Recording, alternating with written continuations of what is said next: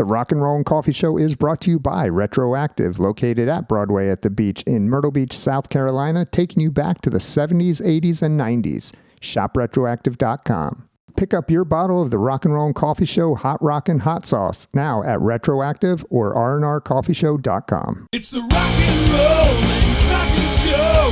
Yeah, with Joe.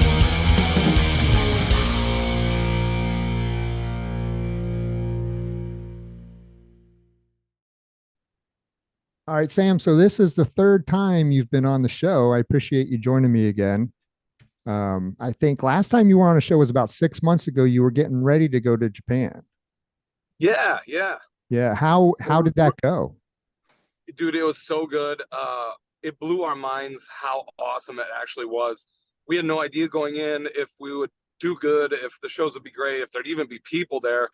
And it seemed like every show was better than the one before. So it's like the word was spreading, the managers, the booking agents, everybody was super excited. More importantly, like the show that the Midnight Devils brought, that kind of over the top rock and roll party show, it hit with the Japanese audience and they got it and they loved it. So we were so happy, and we were like, now we're just planning like our return visit and to kind of go on even farther, Taiwan, onto Seoul and all these other places, kind of just expand the reach in the Asian market, which is just kind of the craziest thing ever to talk about.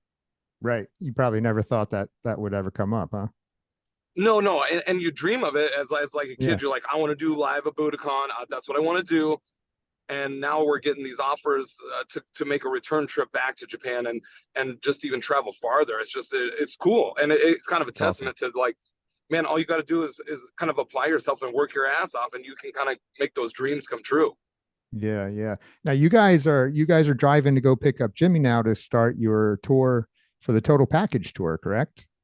Yeah, so we're kicking off a headlining tour in the United States, which will be the first tour that we've done, first headlining tour in 2 years now in the United States. We did about 5 or 6 shows last year in the States, but that's it. So this year we're really kind of focusing on hitting home base and just going to all those places that we didn't get to go last year. See all those people we didn't get to hang out with last year.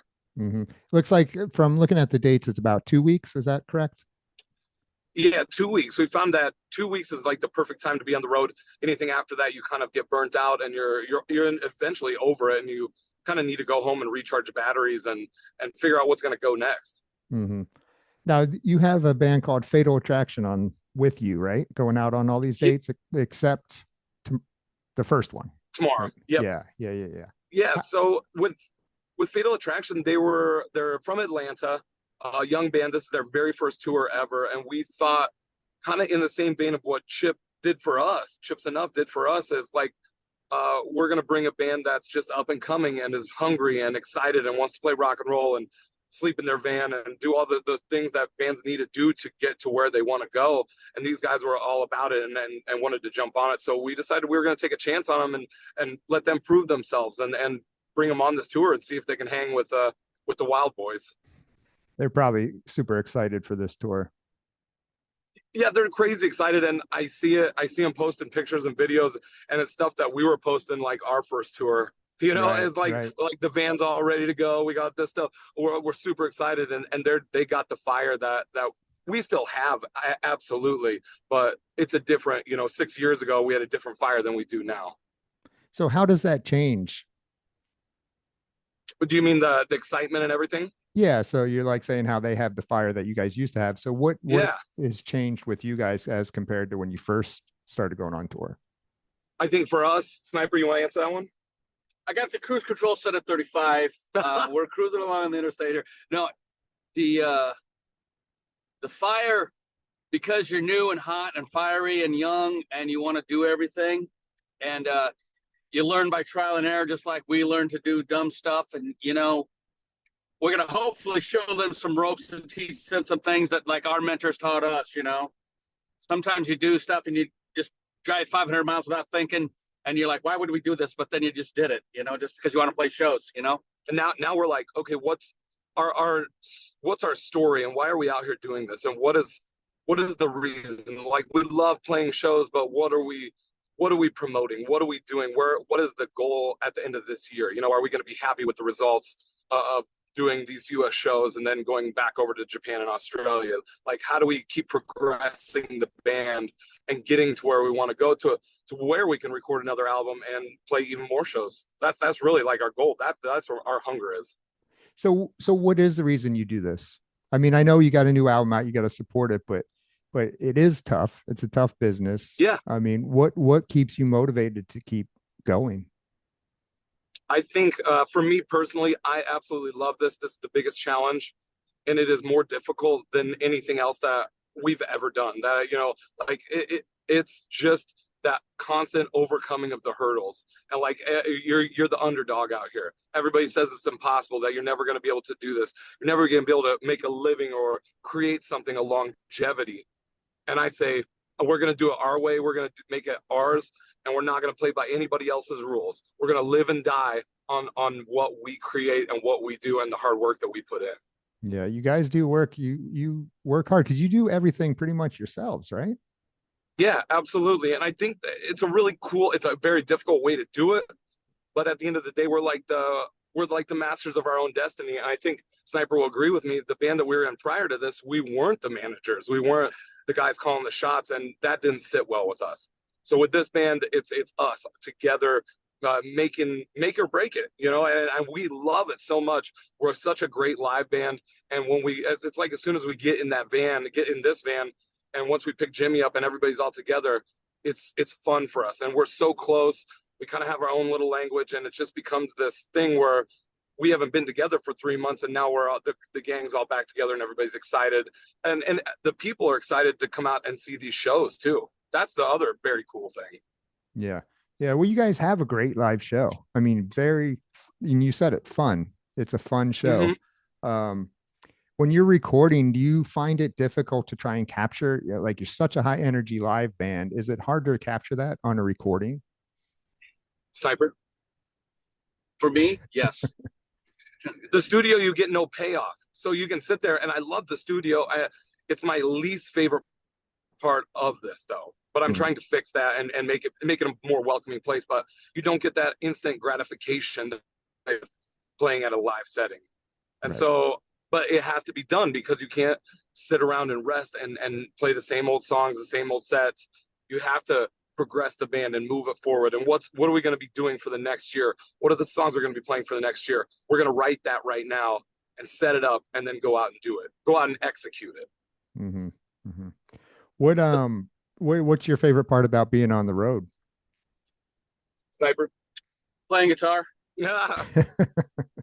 Seriously, you guys are talking about why do you do this? And Yeah. I'm going to tell you right now, it's not the 23 hours where I'm doing anything else. And, you know, it's literally playing guitar, and it's passion, and it's art. And the reality is, if I didn't love it, I would have quit a long time ago, because there's no money in it for us. We barely break even. But the hour I get on stage makes everything worthwhile, when I get to express where we're playing our music and they sing the words back to us. And it's just an incredible feeling. You're not playing Bon Jovi songs, you're playing Midnight Devil songs, and they know the words and they're excited, and it makes it all worthwhile. And of course, we get to do all the fart jokes and sex jokes and every kind of jokes, you know, throughout the day. And you get tired of each other, but when the chemistry's there and everything's right, it's the best feeling in the world. And I wouldn't trade it for anything. And plus, I'm a complete loser and I have nothing else in my life. Really, that's what it is.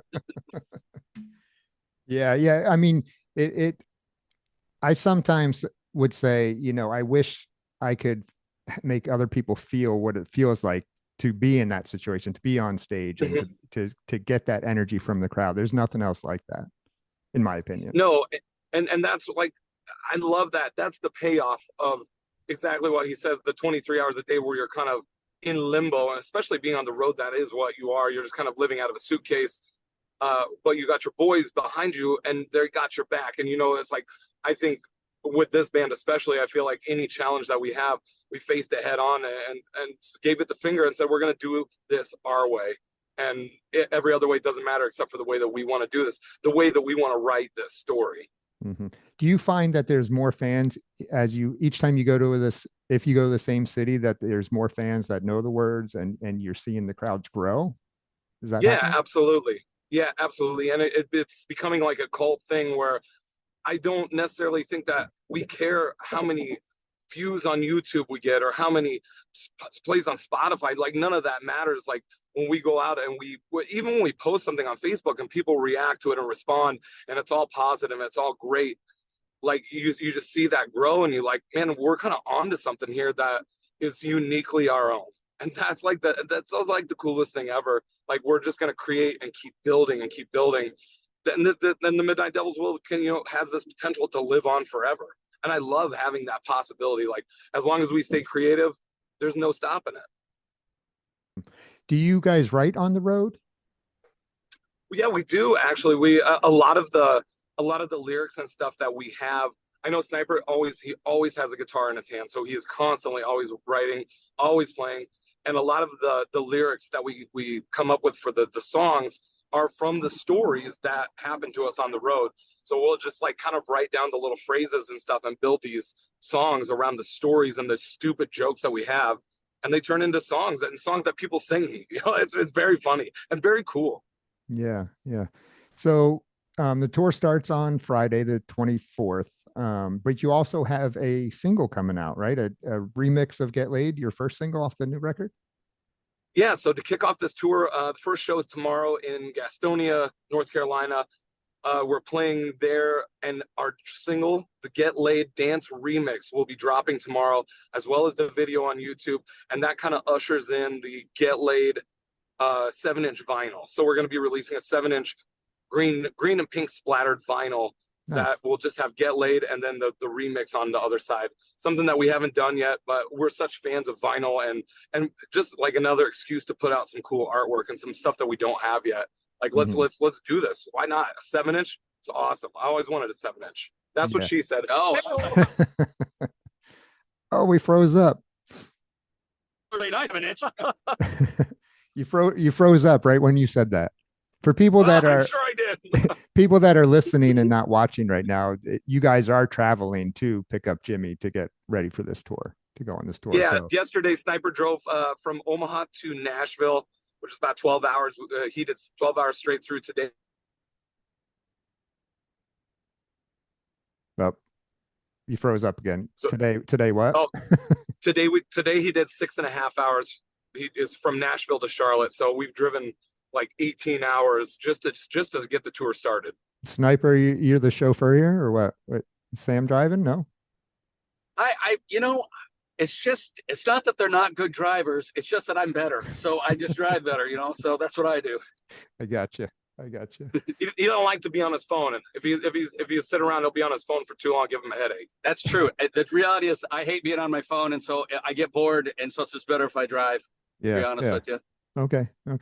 So back to the Get Laid dance mix. I mean, what made you decide to do a dance mix?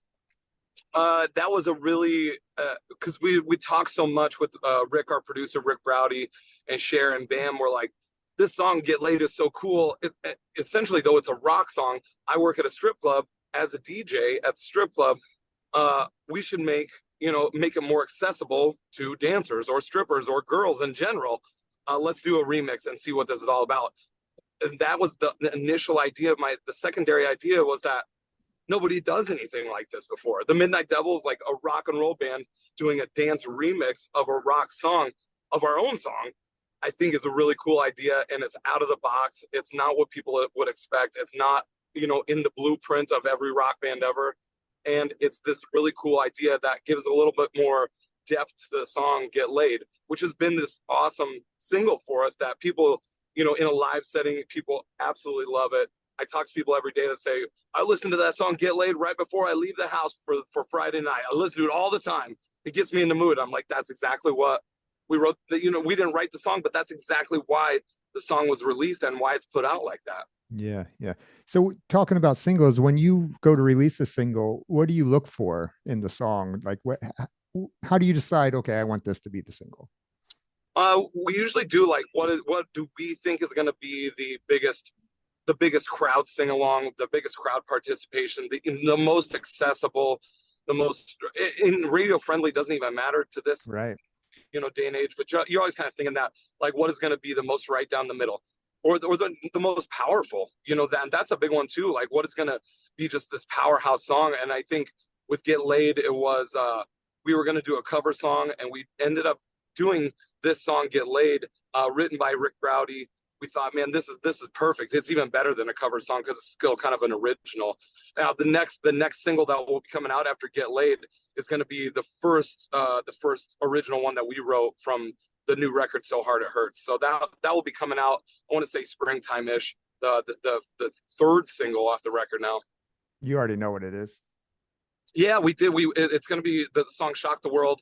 We did a live video in Cincinnati when we were there back in December at the sold out Kenny Oz Fest. There's 500 people there, so we brought in a video crew to come and film us playing that song live on stage in front of all those people, and I think it's going to be brilliant. Perfect. Cool. Live video with your guys' live show. That should be a pretty good video. Right. We pulled out all the stops. We got tons of balloons and dollar bills and Nice. like the cloaks and the robes and the hats and guitars. It's a whole big thing, but it's just that little taste of what it's actually like at a Midnight Devils show. It's a party. Awesome. So when you're on tour for 2 weeks, we said, now do you bring all your equipment or do you use a backline at each venue? How's that work for you? Oh, with this one in the United States, which is a great question.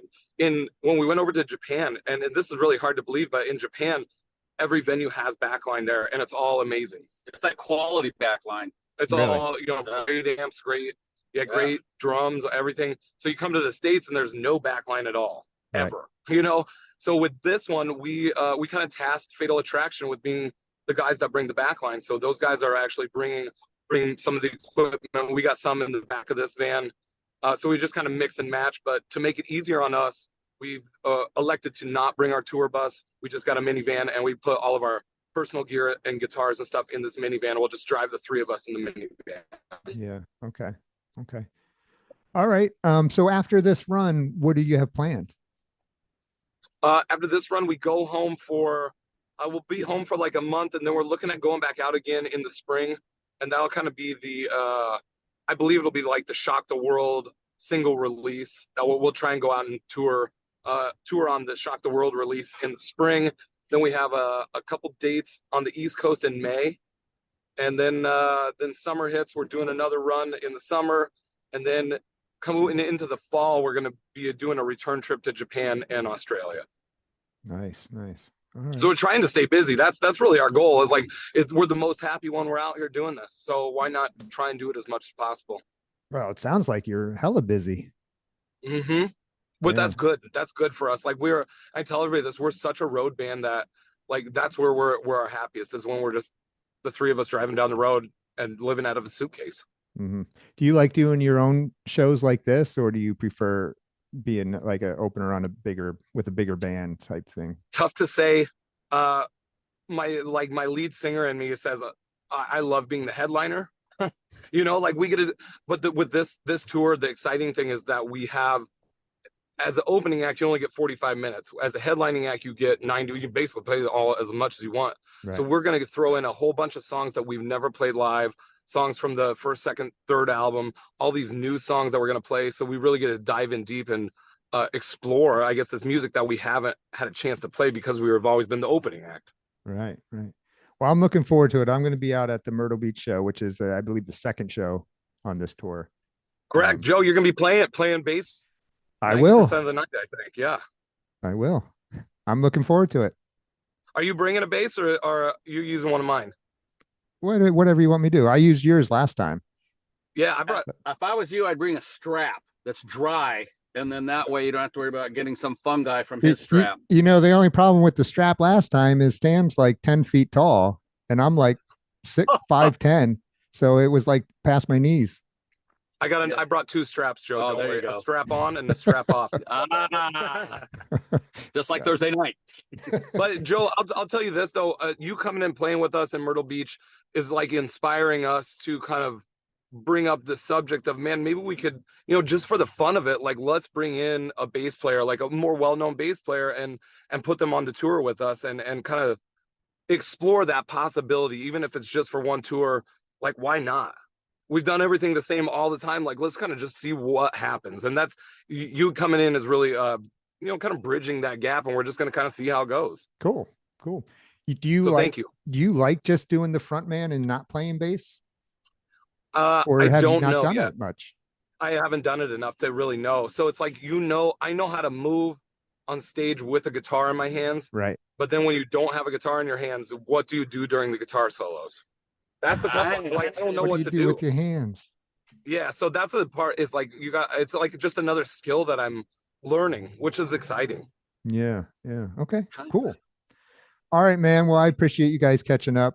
Thanks, Joe. I'm glad to see you coming back, and best of luck on the tour. Be careful out there. I don't know if you're going through any snow, but over here we got snow recently, and we're not prepared for snow, so the roads are like total ice right now. It's not Yeah. bad right now. We're in Charlotte and everything's pretty clear. Cool. Cool. All right, man. Well, stick around, and then I'll see you Saturday. Thanks, Joe. Appreciate it.